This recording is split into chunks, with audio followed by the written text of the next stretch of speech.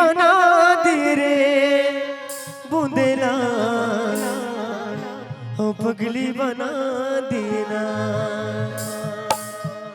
बही बना दे रे बूंदेला हो पगली बना देना।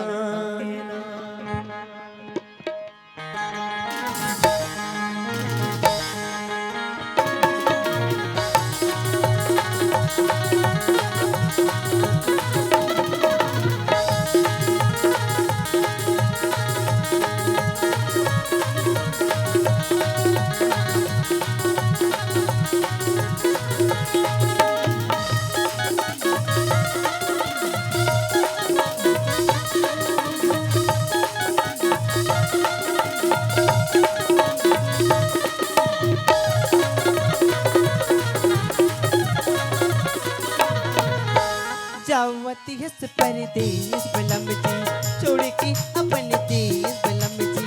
जावत हंस परदेश बलम जी छोड़ के अपन देश बलम जी। कालिकवा पे पंडित चिल्लाओ खुलवा के पोथी पतिया। एक चुम्मा एक चुम्मा ले ले राजा जी बन जाए बतिया।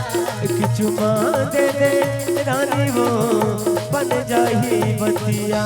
जावती है परदेश बलम जी छोड़ के अपने देश बलम जी। जावत हंस परदेश बलम जी छोड़ के अपन देश बलम जी। कालिकवा पे पंडित चिल्लाओ खुलवा के पोथी पतिया। एक चुम्मा दिल राजा बन जाए बतिया। एक चुम्मा दे दे रानी वो बन जाही बतिया। जावती है परदेश बलम जी।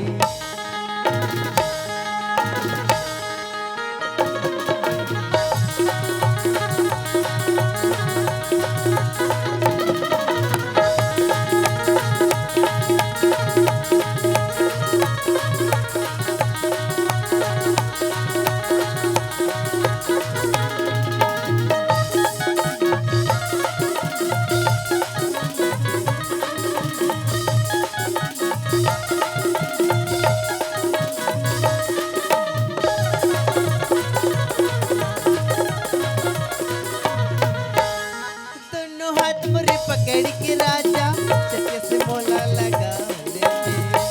ला ला ला ला ला ला ला ला ला ला। नैना से नैना मिला के हो राजा पर बस सैया तय सामने।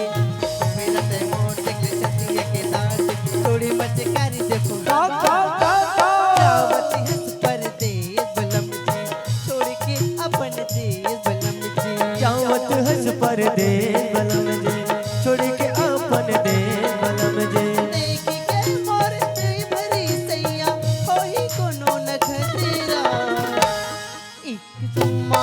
एक चुम्मा ले ले राजा जी बन जाए बतिया। एक चुम्मा दे दे रानी वो बन जाही बतिया। जावती हंस परदेश बलम जी।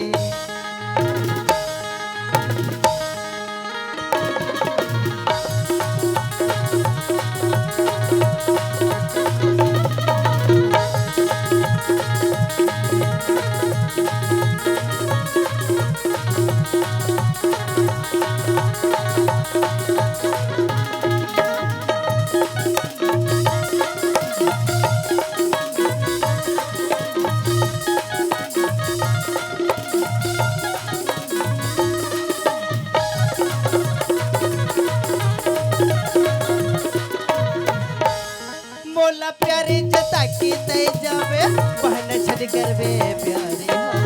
ला ला ला ला ला ला ला ला ला ला। करके लक्ष्मी आवो मैं राजा कटिया मकर ले बिचारी हो। आँख में नचार के ले धीरे धीरे प्यार के ले जल्दी से आ जाते हैं। जावती हंस परदेश बलम जी छोड़ के अपने देश बलम जी। जावत हंस परदेश बलम जी छोड़ के अपन देश बलम जी। देख के मोरे होटला सही